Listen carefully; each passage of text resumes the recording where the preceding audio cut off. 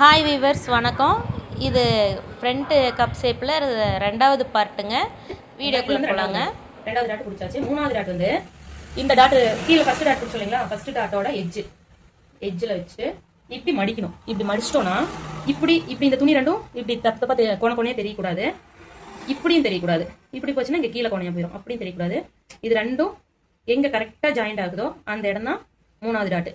இப்போ அந்த இடத்த ஒரு மார்க் பண்ணிக்கலாம். பிளவுஸோட மூணாவது டாட் இருக்கு இல்லைங்களா, அந்த மூணாவது டாட்டை இந்த தையலுக்கு விட்டுட்டு இந்த தையலும் பாருங்க ஒரே அளவுக்கு வந்துடும். இதோட தையல் முடியோட இந்த அந்த இடத்துல ஒரு மார்க் பண்ணிட்டு இதையும் ஒரு ஸ்கேல் வச்சு இந்த தையலுக்கு நேராக அந்த தையல் ஜாயின் பண்ணுற மாதிரி ஒரு கோடு. அவ்வளோதாங்க. இது தேர்டு டாட். எப்பயுமே பிளவுஸ் வந்து இந்த இடத்துல ட்ரையாங்கிள் ஷேப்பில் வந்து வரணும். பார்த்தீங்களா, இந்த மாதிரி வரணும்.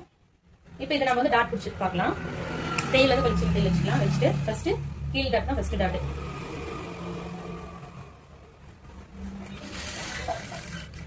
இங்கே வந்து ரிவர்ஸ் தையல் அடிக்க வேண்டாங்க. ஒரு 6 நூல் வச்சு இப்படி கட் பண்ணிடணும். பாருங்க, இவ்வளோதான். இது செகண்ட் டாட்டு. இது வந்து ஹூக் சைடு வரும். இதையும் ரிவர்ஸ் தையல் அடிக்க தேவையில்ல. அடுத்தது மூணாவது டாட்டு. இப்படி பிடிச்சி பார்த்துட்டு கூட நீங்கள் பண்ணிக்கங்க. டாட் பிடிச்சதுக்கு இப்படி பிடிச்சி பார்த்தீங்கன்னா இப்படி வரும்.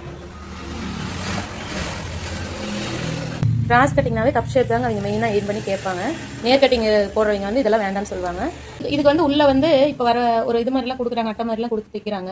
அது தேவையே இல்லை. நம்ம இந்த மாதிரி கரெக்டான மெத்தடில் வந்து டாட் பிடிச்சிட்டோம்னா அது தேவையே கிடையாது. நம்ம இப்படியே வந்து சூப்பரான ஒரு ப்ளவுஸை ரெடி பண்ண முடியும் நம்மளால.